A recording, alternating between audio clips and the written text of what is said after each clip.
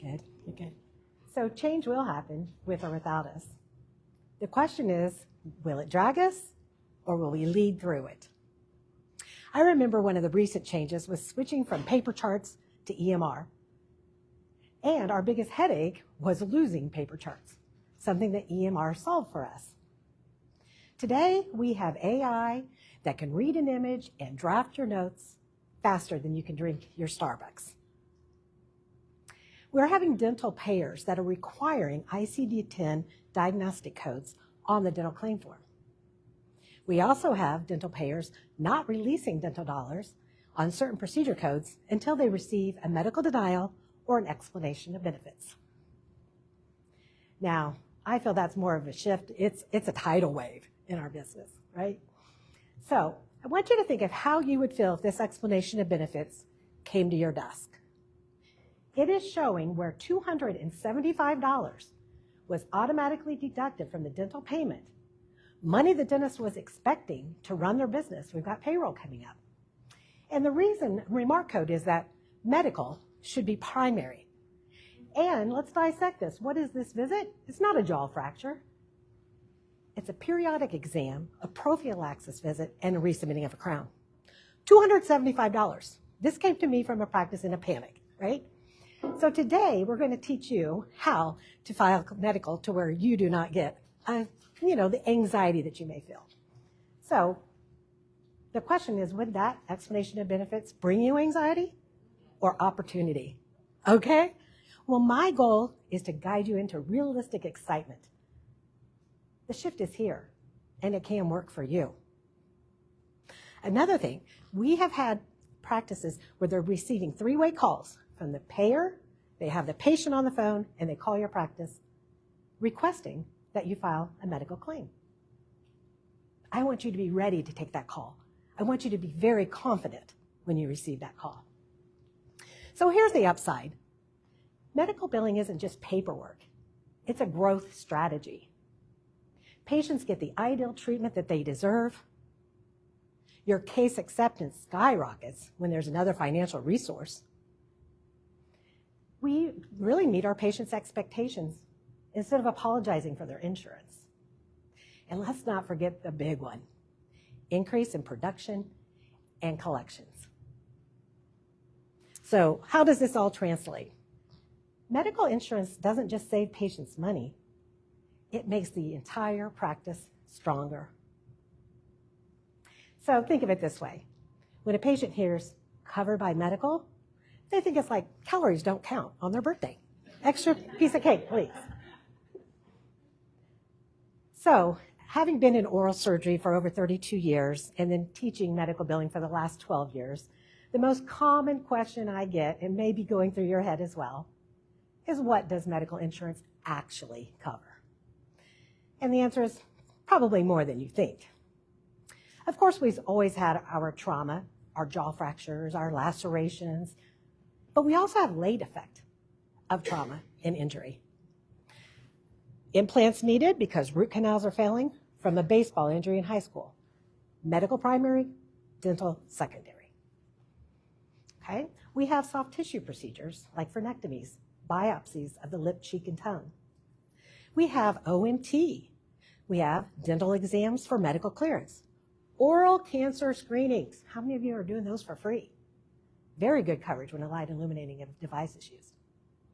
Then we have our appliances. We have our bruxism, our TMD. We have our sleep apnea. We also have habit-breaking devices.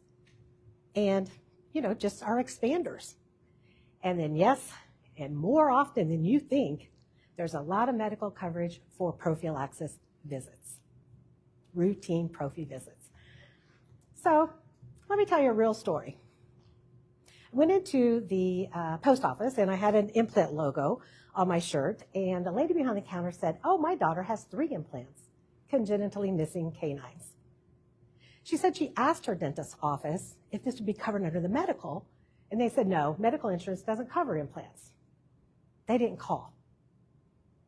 We called on her plan, and there was 75% coverage for the abutments, the crowns, the surgical guide, all the diagnostics. Thousands of dollars saved. So this is the difference between guessing coverage and knowing how to check it.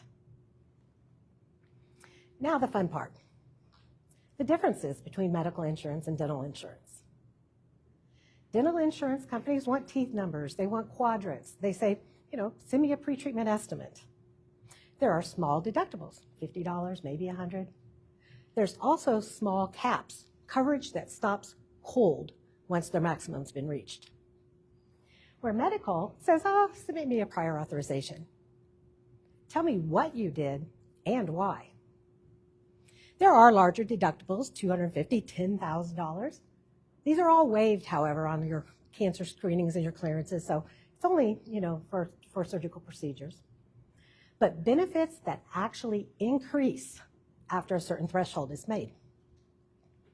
They do want operative notes, letters of medical necessity, qualifiers and modifiers. All of this you'll be super confident with after our time together today. So raise your hand if you've ever received a denial from an insurance company, medical or dental, received a denial. Now keep your hand up if you shouted something that HR department probably wouldn't approve of. It is not fun to receive a denial, especially when you've worked really hard on that. It's very discouraging. So by the end of the day today, we're going to learn how to prevent those denials, just like we know when to send a perio chart. We know when to send a postoperative x-ray and extraction date for an implant. We're going to learn the same for medical. And by the way, we're going to have a lot of fun, because there is one thing worse than a denial, and that's a boring speaker talking about a denial. Hey, have you heard my HIPAA joke? Anybody want to hear my HIPAA joke? I can't tell you. So here's some checks that a practice received. Two of them are in 4 digits, and one of them is actually a 5-digit check. So medical billing and payments are not theory. They're actual money sitting in your mail stack. It's not the future, it's the present. Another quick true story. All on 4 case for a Parkinson's patient. He couldn't chew his food properly. He was choking on his food, filed medical, and it was covered. Majority of it covered. And the reason is it's not for cosmetic reasons. It was for function. He needed this to survive. So I have many stories. People that don't feel they have insurance, and we say, oh, you don't have medical insurance? Let's just try medical.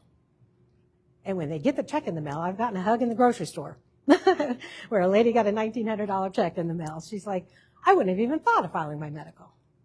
We also have exposures of teeth, impacted wisdom teeth. I mean, there's a full gamut of services that we provide that can be covered. So change is happening with us or without us. And the truth is, medical billing is no longer an option. It's survival.